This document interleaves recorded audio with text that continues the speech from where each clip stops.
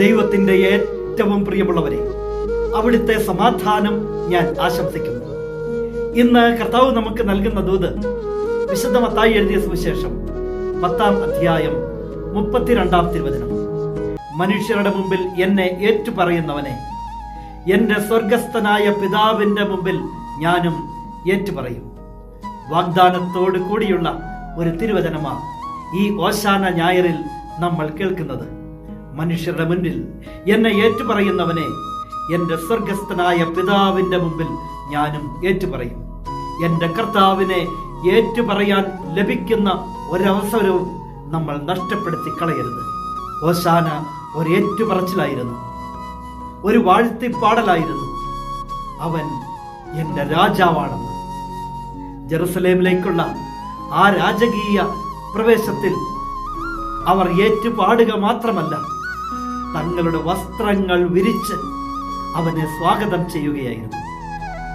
വയലിൽ നിന്നും ഒലിവില ചില്ലുകളേന്തി അവർ ഓശാന പാടുകയായിരുന്നു. കർത്താവിന്റെ നാമത്തിൽ വരുന്നവൻ ഉന്നതൻ, ഓശാനയെന്ന്. എല്ലാവർക്കും ഓശാന ഞായറിന്റെ പ്രാർത്ഥനാ നിർഭരമായ ആശംസകൾ. എല്ലാവരും ഓശാന പാടി രാജാവായി അവനെ എതിരേൽക്കുമ്പോഴും ആ രാജാവ് എത്തുന്നത് എളിമയിൽ നിറഞ്ഞ് ഒരു കഴുതയ്ക്കൊപ്പമാണ്. അതുകൊണ്ട് അവന്റെ മഹത്വത്തിന് ഒരു കുറവും ഉണ്ടാകുന്നില്ല. എങ്കിൽ അവൻ പഠിപ്പിച്ചത്, നിങ്ങളിൽ വലിയവൻ എല്ലാവരുടെയും ദാസനായിരിക്കണം, നിങ്ങളിൽ വലിയവൻ എല്ലാവർക്കും ശുശ്രൂഷകനായിരിക്കണം. അതെ, ഓശാന വലിയവരും ചെറിയവരും തമ്മിലുള്ള ഒരകലം കുറയ്ക്കുന്നുണ്ട്.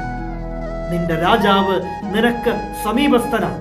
അതുകൊണ്ട് അവൻ എത്തുന്നത് എളിമയിൽ നിറഞ്ഞ് ഒരു കഴുതയ്ക്കൊപ്പം.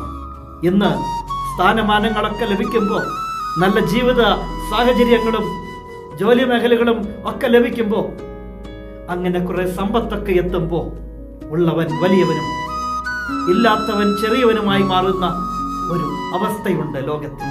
കർത്താവ് പറയുന്നു, നിങ്ങളിൽ വലിയവൻ എല്ലാവരുടെയും ദാസനായിരിക്കണം, ശുശ്രൂഷകനായിരിക്കണം. ഈ ഒരു സന്ദേശം ഈ ഓശാന ഞായറിൽ നമ്മളുടെ എല്ലാവരുടെയും ഹൃദയങ്ങളിൽ ഉണ്ടാവട്ടെ. എല്ലാവരെയും സഹോദരങ്ങളായി കാണാനും സ്നേഹിക്കാനും സഹായിക്കാനുമുള്ള ഒരു മനസ്സ് നമുക്കുണ്ടാകണം. എളിമയോടെ എളിയവരെയും ചേർത്ത് പിടിക്കുമ്പോൾ ഈ ഓശാനയ്ക്ക് വലിയ അർത്ഥങ്ങൾ ഉണ്ടാകും.